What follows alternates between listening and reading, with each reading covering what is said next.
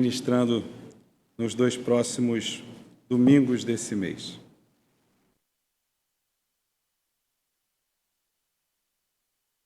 Vamos ler de forma alternada o texto bíblico que diz assim, Efésios 5, de 1 a 21, eu inicio a leitura. Sede, pois, imitadores de Deus, como filhos amados. E andai em amor, como também Cristo nos amou e se entregou a si mesmo por nós, como oferta e sacrifício a Deus, em aroma suave. Mas a impundícia e toda sorte de impurezas ou cobiça nem sequer nomeie entre vós, como convém a santos. Nem conversação torpe, nem palavras vãs ou chocantes, coisas essas inconvenientes, antes, pelo contrário, ações de graças.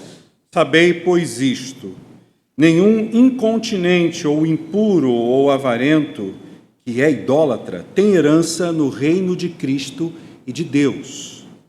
Ninguém vos engane com palavras vãs, porque por essas coisas vem a ira de Deus sobre os filhos da desobediência. Portanto, não sejais participantes com eles. Pois outrora eres trevas, porém agora sois luz do Senhor. Andai como filhos da luz. Porque o fruto da luz consiste em toda bondade e justiça e verdade. Procurando sempre o que é agradável ao Senhor. E não sejais cúmplices nas obras infrutíferas das trevas, antes, porém, reprovai-as. Porque o que eles fazem no oculto é só referir a vergonha. Mas todas as coisas, quando reprovadas pela luz, se tornam manifestas, porque tudo que se manifesta é luz. Ele que diz, desperta, homem de dormes, levanta-te entre os mortos, e Cristo te iluminará. Portanto, vede prudentemente como andais, não como nécios, e sim como sábios. Remindo o tempo, porque os dias são maus. Por esta razão, não vos torneis insensatos, mas procurai compreender qual a vontade do Senhor. E não vos embriagueis com vinho, no qual há dissolução, mas enchei-vos do Espírito. Falando entre vós com salmos, entoando e louvando de coração ao Senhor com hinos e cânticos espirituais. Dando sempre graças por tudo ao nosso Deus e Pai, em nome de nosso Senhor Jesus Cristo. Leiamos juntos. Sujeitando-nos uns aos outros no temor de Cristo. Vamos orar mais uma vez. Maravilhoso e bondoso Deus, lemos esse trecho tão precioso da Tua poderosa, soberana, infalível, inerrante palavra.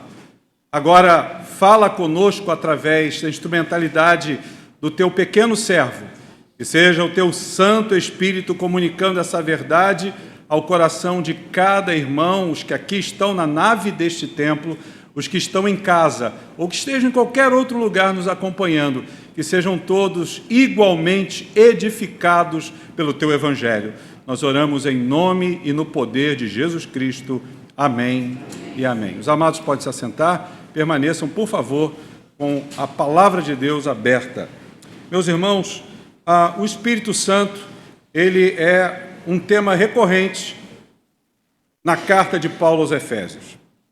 E o Espírito Santo aqui exerce grande importância sobre a vida dos irmãos lá de Éfeso e, é claro, também a reboque do que a graça de Deus faz hoje, em pleno século XXI, na vida do crente.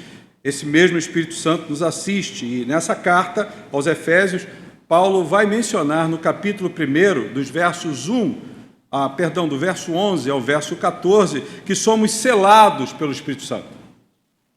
Então, nesse capítulo 1, do verso 11 ao 14, Paulo declara que nós somos selados pelo Espírito Santo. Mas quando chega no capítulo 4, no verso 30, ele vai nos ensinar que nós, enquanto cristãos, selados pelo Espírito Santo, não podemos entristecer o Espírito Santo. Está lá para a gente o capítulo 4, verso 30. E agora, neste 5º capítulo, no verso 18, ele instrui aqueles crentes e, por conseguinte, a cada um de nós hoje aqui, que nós devemos ser cheios do Espírito Santo. Então, o apóstolo Paulo, ele está trazendo a igreja de Éfeso e está também falando a você, hoje, aqui agora, nessa manhã, na igreja presbiteriana do Meia, que há uma continuidade de que eu e você, como aqueles irmãos do passado, estejamos sempre perseguindo, estejamos sempre perseverantes em viver em santidade. E Paulo aqui está encorajando esses irmãos a viverem em santidade de uma maneira muito objetiva. Que maneira objetiva é essa? Que esses irmãos se tornassem imitadores de Deus como filhos amados. Se não, vejamos, quando olhamos para o versículo que se encontra aqui, no versos 1 e 2 desse capítulo 5, no início do capítulo 5, Paulo está dizendo assim: portanto, sede imitadores de Deus como filhos amados, e andai em amor como Cristo, como também nos amou e se entregou por nós como oferta e sacrifício com aroma suave, diz o texto bíblico. Então, o apóstolo Paulo está exortando aqueles irmãos do passado, e a palavra de Deus está exortando a você e a mim, hoje aqui nessa manhã, que estejamos vivendo uma vida de santidade, e essa vida de santidade é expressa quando eu e você temos por alvo todos os dias nos tornarmos imitadores de Deus. A imitação de Deus, então, é um ensino aqui claro para a gente das Escrituras. É o maior mandamento que temos aqui dentro desse contexto.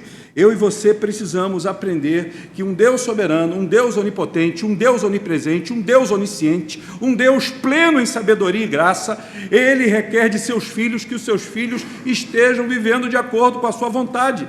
E a sua vontade é que seus filhos se tornem semelhantes a Ele. Nós sejamos parecidos com Ele. Quando uma criança nasce e vai desenvolvendo a sua vida normal, na sua infância, ela vai percebendo nos seus pais alguns traços, algumas coisas importantes, e ela vai procurar imitá-los. É assim que os nossos filhos, quando pequenos, agem. E aí a nossa responsabilidade naquilo que pensamos, naquilo que reproduzimos, agimos, falamos, para que isso possa influenciar positivamente a vida deles, que agora adentram um processo de socialização. Meus irmãos, por analogia, essa criança que está se desenvolvendo, ela vai procurar ser parecida com seus pais. Ela observa como eles estão comendo, como eles se assentam à mesa, como eles falam, porque ela deseja repetir os mesmos passos dos seus pais. E aqui Paulo está argumentando justamente isso, que filhos são como seus pais, os filhos aprendem por imitação. E quando Paulo enseja essa expressão, sede, pois, imitadores de Deus, ele está dizendo, se Deus é o vosso Pai, por que você não sente o desejo, o prazer, a compulsoriedade, a obrigação de imitá-lo? Porque muitas vezes rejeitamos o padrão divino. Porque muitas vezes insistimos em reproduzir as atitudes que o mundo nos ensina. É nesse sentido que eu quero pensar com você nesta manhã sobre o seguinte tema: como posso imitar a Deus? Como posso imitar a Deus? Ora, se a propositura desse tema é pessoal, é uma pergunta, eu gostaria de conclamar você, convidá-lo a repetir comigo esse tema. Como posso imitar a Deus? Vamos falar juntos? Como posso imitar a Deus? Como posso imitar a Deus? Em primeiro lugar, capítulo 5, qual lemos, versos 1 e 2, deixa claro para a gente, quando Paulo escreve, portanto, sede imitadores de Deus como filhos amados, e andai como Cristo, andai em amor como Cristo. Como eu posso imitar a Deus? Primeiro passo, você precisa andar em amor. Eu preciso andar em amor. Como posso imitar a Deus? Andando em amor. Eu vou fazer a pergunta a você e você vai responder. Como você pode imitar a Deus? Como você pode imitar a Deus? Andando em amor. Irmãos, Paulo está encorajando essa igreja a que essa igreja seja imitadora de Deus. E se você quer ser santo, como esses irmãos do passado foram instados a serem, você precisa imitar a Deus. Ele diz que nós devemos imitar a Deus andando em amor. Isso denota para a gente que essa expressão andar em amor deverá ser a principal regra da sua vida. E é interessante porque esse amor possui duas características distintas, diferentes. A primeira característica nos aponta o texto, aí quando a gente olha lá para Efésios 4, versos 32, o texto diz: antes sede uns para com os outros, benignos, compassivos, perdoando uns aos outros, como Deus também em Cristo Jesus vos perdoou. Primeira característica dessa andança que a gente tem que promover em amor, essa dinâmica de andar em amor, é que esse amor, ele se traduz por perdão. Essa é a primeira marca distintiva desse amor, o perdão. E é interessante, irmãos, porque o cristão que deseja imitar a Cristo, ele precisa imitar a Cristo perdoando, porque Cristo, ele nos perdoou. E ele não nos perdoou porque merecíamos, pelo contrário, se tínhamos algum mérito, o mérito era condenatório. Nós estávamos condenados ao inferno, estávamos condenados completamente à separação do Senhor, porque havíamos infringido a lei do Senhor através dos nossos primeiros pais, na queda, que a Bíblia nos aponta, lá no Éden. O cristão, qual ama e imita a Cristo, deve amar, perdoando. Isso não é uma opção, é uma ordem que deve ser executada para que você possa se parecer com Jesus, para que você possa imitar a Deus. Perdoe. Mas a pessoa que me magoou, a pessoa que agiu dessa forma incoerente comigo, reverendo, ela não me pediu perdão. A Bíblia não diz que você tem que receber um pedido de perdão para perdoar. Porque Deus nos amou quando éramos ainda pecadores. A palavra de Deus diz que Jesus nos amou primeiro. Nós não havíamos pedido perdão a Ele. Ele se moveu na cruz por nós. Nos derramou precioso sangue, que selou a nossa aliança com Ele.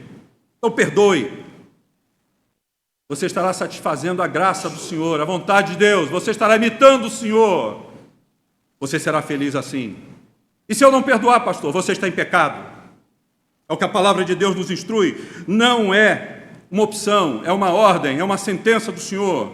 Perdoe. Mas existe uma segunda qualificação aqui desse andar em amor. Não é só perdoando que eu demonstro que imito a Deus andando em amor, mas o sacrifício. O texto diz aqui, nesse versículo 32 do capítulo 4, se olhar um pouquinho em Efésios 4, você vai ver que nós devemos amar ao nosso próximo, perdoando e fazer um ao outro, como também Deus fez. Mas no texto que lemos, no capítulo de número 5, aqui no versículo de 1 a 2, na segunda parte do verso 2, diz que nós devemos andar em amor como Cristo, que também nos amou e se entregou por nós, e a Deus como oferta e sacrifício em aroma suave. Ai, meus irmãos, além do perdão, nós precisamos aprender a nos sacrificar, porque esse amor não é um mero sentimento.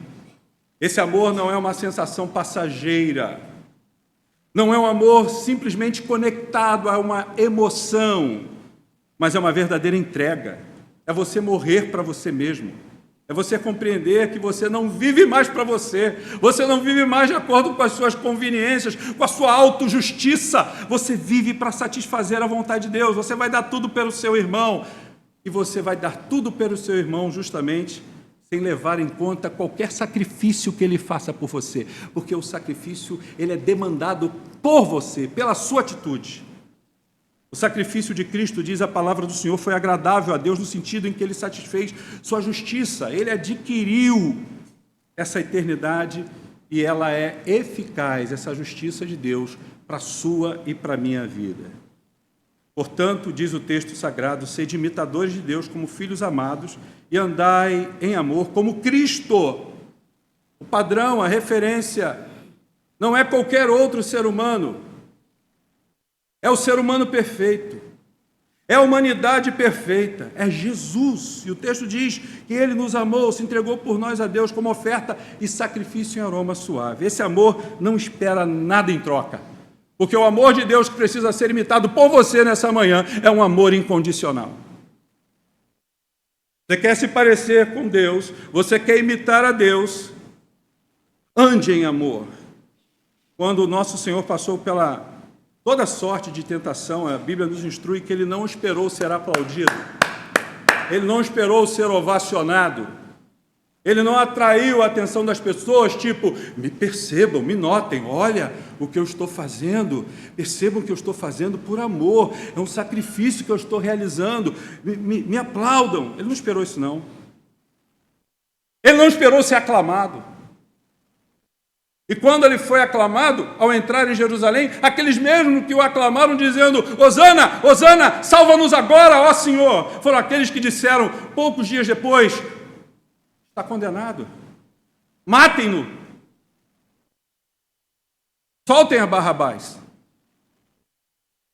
O amor de Deus que precisa ser imitado não espera nada em troca. Apenas faz algo para que a glória de Cristo seja manifesta. Jesus Cristo suportou a cruz, suportou os cravos, como cantamos aqui nessa manhã, por amor a você e a mim. E diz uma canção, um hino muito lindo, morri na cruz por ti, que fazes tu por mim? O que você tem feito em troca desse amor?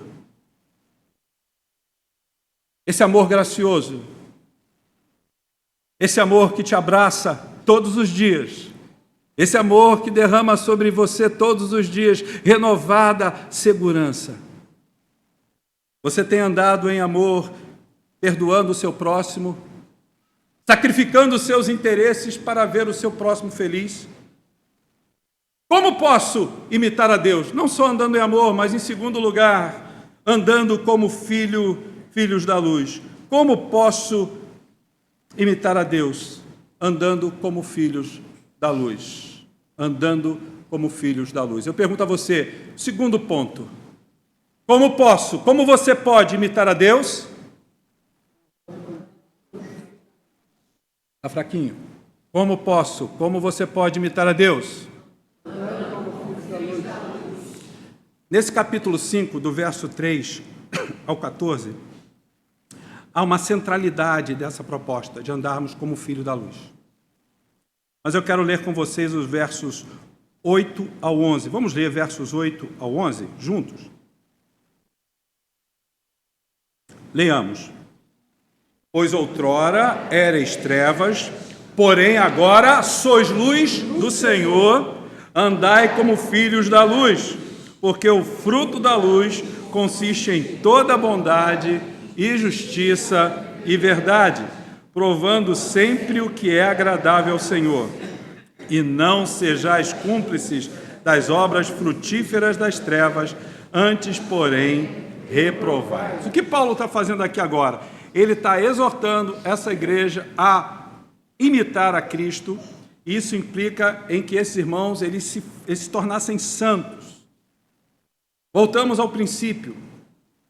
Eu quero ser um imitador de Deus, eu preciso andar em amor, como acabamos de ver, mas eu preciso também demonstrar esse amor. E esse amor é demonstrado quando eu ando como um verdadeiro filho da luz. E aqui Paulo vai mencionar pecados dos quais eu e você precisamos fugir para não nos assemelharmos ou não sermos como os filhos das trevas.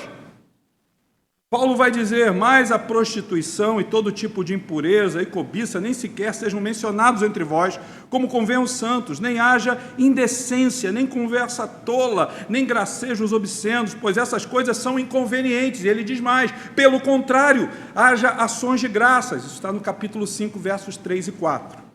Esses pecados que Paulo menciona, irmãos, eles estão diretamente ligados a dois grupos seletos de pecados. Presta atenção.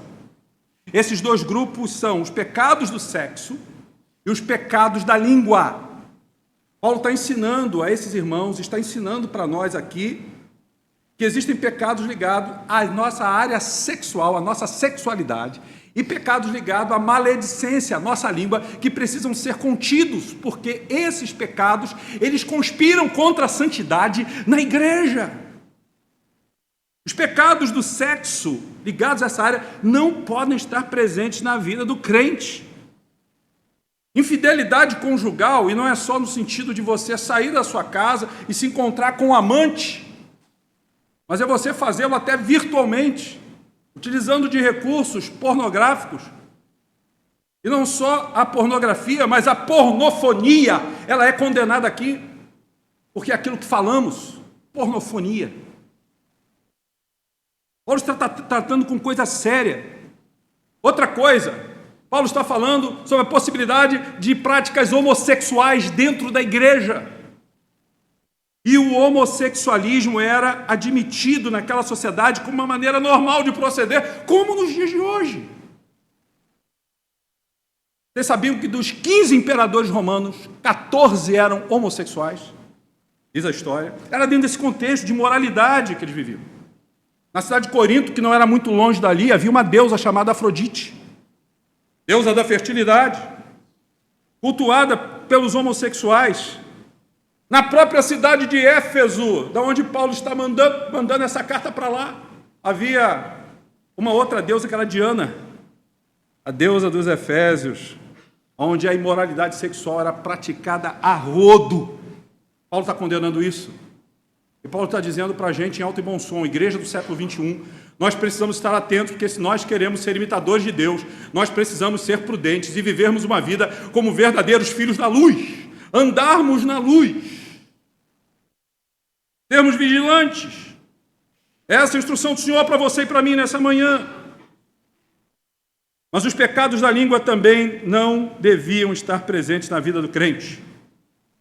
Conversação tola, chocarrices, diz o texto bíblico. Determinadas expressões não devem fazer parte do vocabulário do servo, da serva do Senhor. Piadas sujas, piadas obscenas, é isso que Paulo está aqui à luz da palavra condenando. Essas palavras não promovem santidade, pelo contrário, elas vão promover intriga, fofoca, palavras fúteis, coisas que não edificam, são jogadas fora. Prestem atenção numa coisa, meus irmãos, nós somos a nova sociedade de Deus. A igreja é a nova humanidade de Deus, cujo padrão é Jesus Cristo. E nós precisamos entender isso, porque os padrões deste mundo não podem ser superiores ao padrão que a palavra de Deus estabelece para mim e para você. Por isso, eu e você precisamos despojar o velho homem, a velha criatura, a velha vida. Precisamos nos revestir de roupas apropriadas. Você não vai para um casamento com qualquer tipo de roupa. A palavra de Deus está dizendo que as nossas vestes são vestes espirituais, e essas vestes espirituais, elas estão à sua disposição no guarda-roupa da Bíblia. Se vista usando a dispensa, o guarda-roupa da palavra de Deus. Se você quer ser um imitador de Deus, você precisa andar como um verdadeiro filho da luz. Porque a palavra de Deus diz que nós devemos nos abster de toda imoralidade, porque o nosso corpo foi criado por Deus para permanecer em comunhão com Ele, na unidade do Senhor Jesus, porque Ele é a habitação do Espírito Santo. Então, qualquer tipo de licenciosidade não cabe aos filhos de Deus. Agora, Paulo, nesse texto, diz uma coisa, e ele alerta aqueles crentes. Tudo o que fizermos fora do contexto de santidade, em pecado contra o Senhor, terá consequências. Porque Paulo fala aqui sobre temor do julgamento. A Bíblia fala que os imorais, eles podem escapar do julgamento terreno, mas não vão poder escapar do juízo de Deus.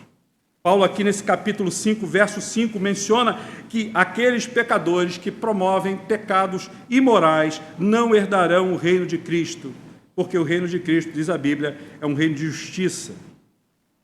E aquele que se apega a pecados sexuais, a pecados da língua, e não se arrepende, essa pessoa não pode ser salva. Essa pessoa não tem lugar junto ao Senhor. O apóstolo trata ainda da manifestação da ira de Deus sobre os filhos da desobediência. Não é o que está aí no capítulo 5, versículo 6. O texto deixa claro para a gente que os filhos da desobediência são aqueles que conhecem a lei de Deus, aqueles que vão à igreja, desde pequenos ou não, já foram batizados e professos, têm seus nomes arrolados no rol de membresia de uma igreja. Esses são esses filhos de Deus. Mas o texto diz que sobre esses virá a ira justa do Senhor, porque eles conhecem a lei do Senhor e deliberadamente a desobedecem. Irmãos, a palavra do Senhor, ela nos traz amorosamente uma advertência. Nós não podemos viver ao sabor da nossa própria vida e ignorarmos as advertências. E Paulo aqui não está proibindo ninguém de conviver com ninguém. Ele não está dizendo, não conviva com o tolo, não conviva com esse que comete tal prática de pecado. Ele apenas está dizendo, você é filho da luz. Então, como filho da luz, viva a fim de influenciar a esse. Agora, se a sua vida está entrevada, se a sua vida está completamente cheia de trevas, como é que você vai iluminar esse? Porque muitas pessoas, diante do pecado do outro, ou diante de uma situação complexa, onde o pecado enlaçou uma outra vida, não conseguem falar de algo que traga solução para aquela vida. Porque estão em pecado. Porque não estão vivendo de acordo com a palavra de Deus. Porque o crente, quando ele está cheio do Espírito Santo, ele tem a resposta. Ele tem a palavra que alivia, ele tem a palavra que transforma, ele tem a palavra que edifica, ele tem a palavra que encoraja, ele tem a palavra que liberta, porque ele é filho da luz. Paulo fala sobre o fruto da luz, está aqui do verso 8 ao 14, nesse capítulo 5. E ele aqui traz 3 responsabilidades decorrentes do conceito de você ser um filho da luz. Ele diz que aqueles que são luz no Senhor devem produzir frutos luminosos, não é o que está no capítulo 5, verso 9 e 10. Que fruto luminoso é esse? Ele diz aqui, luz está em toda bondade, justiça e verdade. É o texto que acabamos de ler. Você produz esse fruto na sua vida. Porque os filhos da luz, eles acabam condenando as obras infrutíferas das trevas. Por isso que Paulo vai dizer aqui no versículo 11 desse capítulo 5, e não vos associeis às obras infrutíferas das trevas, pelo contrário, condenai-as. Ele não está dizendo, não se associe a essa pessoa. Não caminhe, não converse com essa pessoa. Se afaste dessa pessoa. Ele não está dizendo isso. Ele está dizendo que nós não devemos nos associar às obras. Por quê? Porque nós devemos estar junto dessas pessoas para resplandecermos a luz do Evangelho de Jesus. Nós não somos os famosos borboletas azuis. Lembra dos borboletas azuis? Aquele grupo que se afastou e subiu para o monte. Vamos nos afastar de tudo aquilo que é pecado, dessa sociedade corrompida. Vamos ver a nossa vidinha lá em cima. Longe de todo mundo. Não. O crente é sal e o crente é luz. Sal da terra e luz do mundo. O pecado não pode ficar oculto diante da luz. Por isso que no versículo 13 diz o texto, mas todas essas coisas, sendo condenadas, manifestam-se pela luz, pois tudo que se manifesta é luz. Aleluia! Por isso que esse versículo 14, irmãos, é uma conclusão natural de que realmente a luz, ela nos liberta e a luz é poderosa, essa luz do Evangelho da graça de Jesus, para libertar outras pessoas também. Mas em último lugar, se eu quero me tornar o imitador de Deus, eu não só vou andar em amor, eu não só vou ser de fato esse filho da luz que anda nessa luminosidade graciosa da palavra do Senhor, porque a Bíblia diz que lâmpada para os meus pés é a tua palavra e ela é luz para os meus caminhos. Mas não somente isso. Você quer ser o imitador de Deus? Eu te convido nessa manhã, em nome de Jesus, a andar em sabedoria. É isso que diz os versos 15, 16 e 17. Eu convido você a olhar comigo e ler comigo esses 3 versículos agora. Vamos ler juntos? Verso 15, 16 e 17, leiamos. Portanto, vede prudentemente como andais, não como nécios, e sim como sábios, remindo o tempo. Por quê? Porque os dias são maus. Por esta razão, não vos torneis insensatos, mas procurai compreender qual a vontade do Senhor. Oh, meus irmãos, aquele que quer se tornar um imitador de Deus, ele tem prazer em andar em sabedoria. E aqui Paulo apresenta algumas razões basais, algumas razões básicas para que andemos de forma sábia. Em primeiro lugar, no versículo 16, desse capítulo 5, ele vai dizer que a vida é curta. Se a vida é curta, vamos aproveitá-la da forma mais sábia possível. Porque a vida é curtíssima. A vida é como um sopro, diz a Bíblia. A vida é como uma erva, a erva do campo, que nasce, brota, nasce, cresce, floresce e se esvai, ela morre. Ele diz, na segunda parte do versículo 6 desse capítulo 5, que os dias são maus. Por isso que a palavra do Senhor diz, basta a cada dia seu próprio mal. Ah, mas amanhã, isso aí pode acontecer. A guerra agora lá entre Israel e a Palestina, a Líbia está envolvida, e amanhã, foca no agora, no hoje.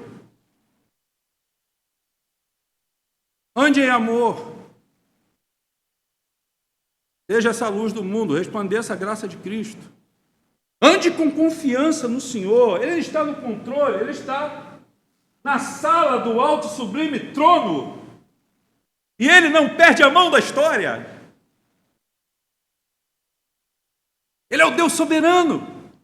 Os dias são maus, mas a graça de Deus, ela é boa e maravilhosa. Aleluia. Terceira razão que Paulo nos apresenta aqui, para a gente viver com sabedoria. Deus nos deu uma mente. Está no versículo 17, aí na parte primeira desse capítulo 5, verso 17. E a Bíblia diz, lá, Paulo escrevendo aos Coríntios, que nós precisamos ter a mente de Cristo. Como ter a mente de Cristo? Irmãos, Paulo escrevendo aos Filipenses, no capítulo de número 4, no versículo de número 6, ele diz, não andeis ansiosos.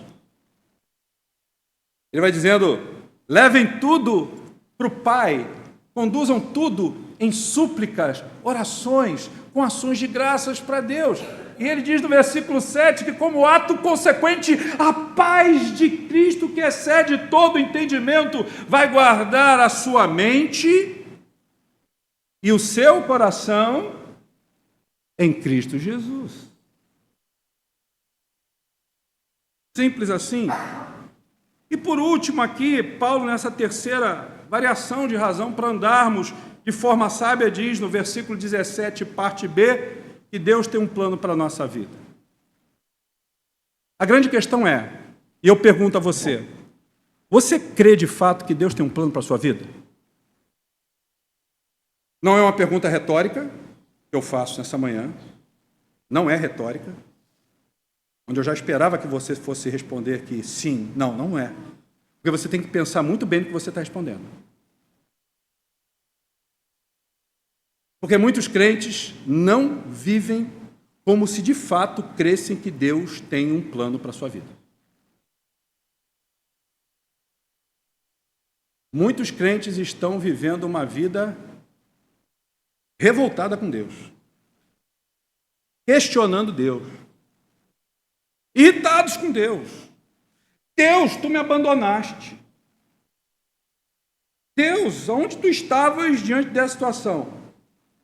E cuidado com a tua resposta. Porque às vezes você vai dizer, não, mas eu nunca usei desse tipo de sentença para falar isso para Deus. Mas as suas atitudes, o seu comportamento falam muito mais do que essas palavras. Quando estamos culpando o outro e tirando a nossa própria culpa, estamos transferindo para o outro, procurando encontrar no outro uma razão para o nosso fracasso. Nós estamos falando sobre a incompetência de Deus. Quando, na verdade, o nosso Deus está no absoluto controle de todas as coisas E dentro desse controle de Deus, eu e você não podemos sondar, Deus planejou algo com especificidade para a tua vida. Deus te conhece pelo nome. E te conhece pelo nome que você vai receber quando estiver diante dele um dia, porque o Ivo não será mais o Ivo, o Ivo vai receber um nomezinho diferente. Quem deu esse nome de Ivo foi meu pai e minha mãe, o Ivo César. Mas o Senhor tem um nome para mim. Ele te conhece pelo nome, Ele te conhece por quem você é. Ele planejou todas as coisas perfeitas para a sua vida. E Ele nos ensina que uma pessoa que anda com sabedoria, ela sabe tirar proveito do seu tempo. Veja o que é que diz o verso 15 e 16. Portanto, vede prudentemente como andais, não como nécios. Opa! Não tem que andar como um negligente, um irresponsável, um preguiçoso. Eu tenho que andar como sábio, diz o texto, remindo o tempo. Você sabe o que significa o verbo remir aqui? Traduzido do grego? O verbo remir aqui significa comprar de volta. Isso é remir. E sabe quem é que compra de volta para você? Quando você caminha com Ele, quando você anda com Ele, é o Espírito Santo. Que coisa linda. Ô, irmãos, é o Espírito Santo. Aqui esse verbo remir tem um sentido de tirar proveito, tirar de melhor do seu tempo, administrar o seu tempo, recomprar esse tempo. E a Bíblia diz que isso é possível por causa do kairos, não por causa do cronos. Cronos, no grego, é a palavra que se refere ao tempo humano. Kairos é o tempo divino, é a oportunidade de Deus. E seria essa a melhor tradução. Kairos, oportunidade de Deus. Diz o Strong. Melhor oportunidade de Deus. E essa oportunidade de Deus é que nós precisamos estar inseridos nela. Precisamos nos agarrar a ela. Eu diria, precisamos pegar carona nela. Meus irmãos, Deus está sempre dentro do seu plano maravilhoso de amor por você e por mim, sempre nos dando alternativas, possibilidades, oportunidades que vêm da sua generosidade, da sua graça. Mas muitos crentes estão dormindo no ponto. Crente que não ora, crente que não lê a palavra, crente que se envolve com coisas que são prazerosas desse mundo, dessa vida terrena, crentes que estão se envolvendo com tantas coisas que aqui não vamos nominar para ganhar tempo, mas o Espírito Santo fala ao teu coração. Estão perdendo as oportunidades de Deus. Por isso, não estão tendo prazer em viver uma vida de sabedoria. Não andem em sabedoria, meus irmãos. Ô, queridos, porque as pessoas sábias, com certeza, elas têm consciência da importância, do valor do seu tempo, porque o tempo é um bem precioso. E todos nós aqui presentes, e você que está em casa, tem a mesma quantidade de tempo que todos nós temos. Como você tem administrado o seu tempo? A Bíblia diz que as pessoas sábias discernem a vontade de Deus. Por isso vai dizer no verso 17 desse capítulo 15, não sejam insensatos, mas atendei à vontade do Senhor. O próprio Jesus orando disse, não seja feita a minha vontade, mas a tua vontade. Recentemente eu perdi um grande amigo. Caminhamos juntos em alguns cursos e recentemente uma pós-graduação terminamos juntos. Reverendo Evaldo Beranger. A você, Bia, o beijo, o carinho da Igreja Presbiteriana do Meier, acompanhando as nossas orações. E o Evaldo, uma certa vez, disse uma coisa muito linda falando sobre oração. O Evaldo perguntou à Igreja Presbiteriana do Rio, numa escola bíblica que ele falava lá na catedral, e ele dizia assim, meus irmãos, vocês sabem por que Jesus se retirava para orar? Ele se retirava para orar porque ele tinha saudades do Pai.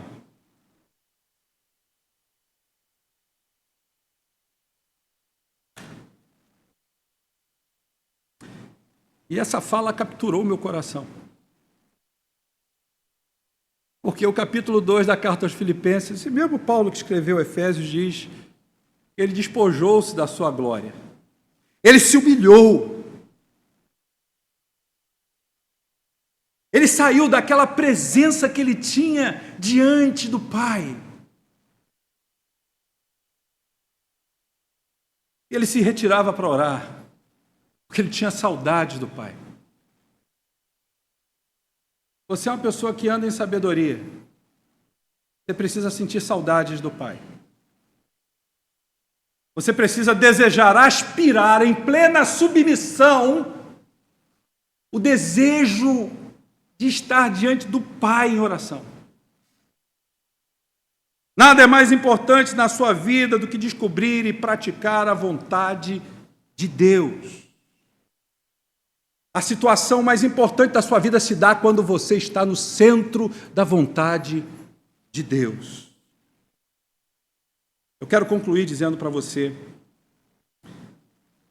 se você quer viver uma vida em que você, de fato, imite a Deus, e a pergunta tema dessa manhã é: como posso imitar a Deus?